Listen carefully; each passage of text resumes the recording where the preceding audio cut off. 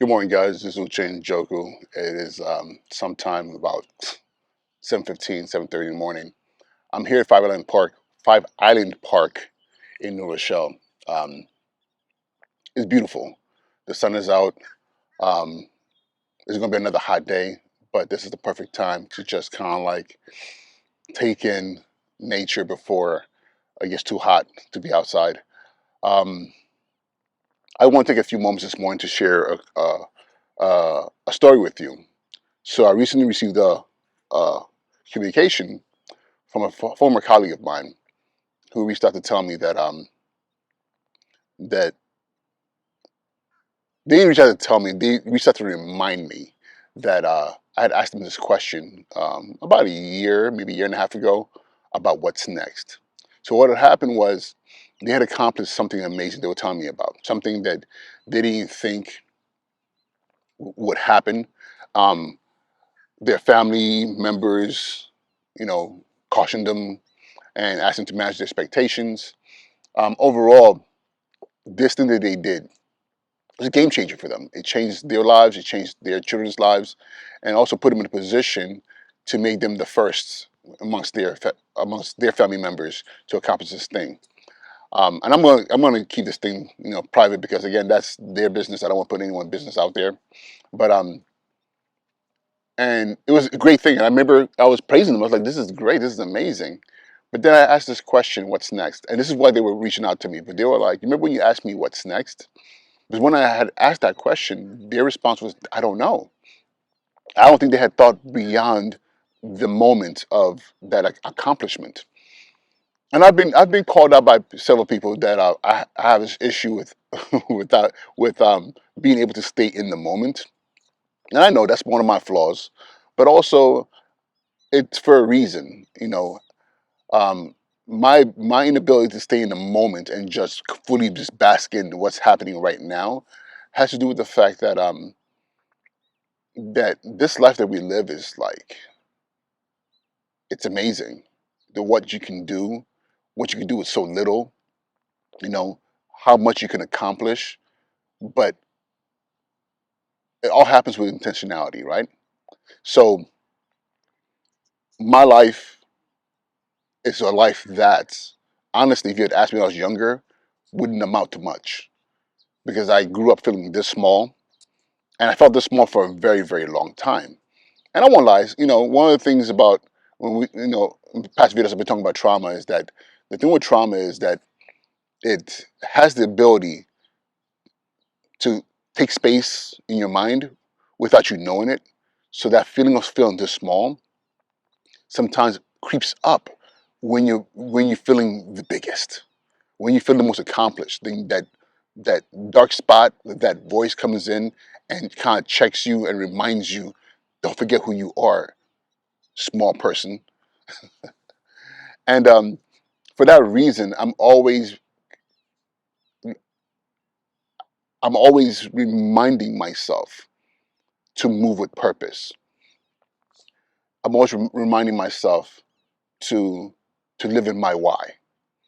Because again, if I don't, what happens is that I forget. And when I forget, I allow the dark spaces, those things to take over. And again, we all have it. There's something about each of us that voice, that thing that makes us feel like when that it won't happen or we can't do it. So when I ask what's next, that's for me is just saying like, okay, you've done this, but now you have that momentum. Where are you going to take this to? For a lot of people, that's it. Whatever they've accomplished is all they've wanted, and they'll sell or right into the sunset, and they're good with that. For me, I'm trying to squeeze out every bit of life. I'm trying to squeeze out as much as I can. For me, but also for legacy and for my children and things of that nature. So that's the way I think. But I don't recommend this for everyone because again, it could be daunting. It could be um, all encompassing sometimes. But however, you know, just baseline. My question when I asked this person, as far as what's next, was just part of what I just. This is me. This is how I talk. What's next? And To think that a year and a half later, they reached out to tell me, like, that question stuck with me. And then they told me what they were doing now. And I was like, wow. like, wow. But what they're doing now is a bold move, and a bold move wrapped with purpose and why and giftings. And I thought to myself, man, what if we took time out in our days to say, self, what is your why? What is your purpose? What are your giftings? And how do we put them together to move forward, to accomplish amazing things? You know, what if we took what is your purpose, your giftings, your why with our children and slowly help them understand what those words mean and them see themselves in a different way? In African culture, when you go through a rite of passage, your rite of passage as a boy or as a girl is wrapped in your why. You know, is wrapped in your purpose. Your personal chi. Your like is wrapped in there. Then also your giftings, because your giftings are the tools for you to be able to navigate through life. But not only do you need your giftings, your why. Why am I here? And that why it can easily shift from season to season, you know. But the ultimate purpose, once that's defined, man, your life is becomes a series of amazing what's next. And if we're able to tap into that as human beings, as adults, and we pour into our children that particular thing itself, like that understanding of of what's theirs. Can you imagine what our communities would look like? How the world would look like? And and then I want to say this: as an educator, why couldn't we have that be part of our development of students and of our children? Can you imagine having a 3 semester course? What is your why? Second semester, what is your purpose? Third semester, what are your giftings?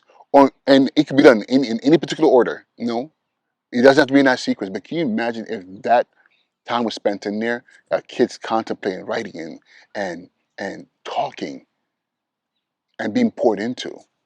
What would school look like? I know this is gonna sound really funny, but I feel like it would look like the fictional um, X-Men, Dr. Xavier, the school where every kid has their powers and their abilities, and they're spending their days honing their power, honing their abilities. But at the same time, they're still going to class, learning calculus and learning math and learning literature, because those things now poured into their personal abilities makes them even greater, gives them a better understanding of the world and how to navigate their strengths and their powers, and their giftings and their purpose through the world, right? So that's why I always ask, what's next?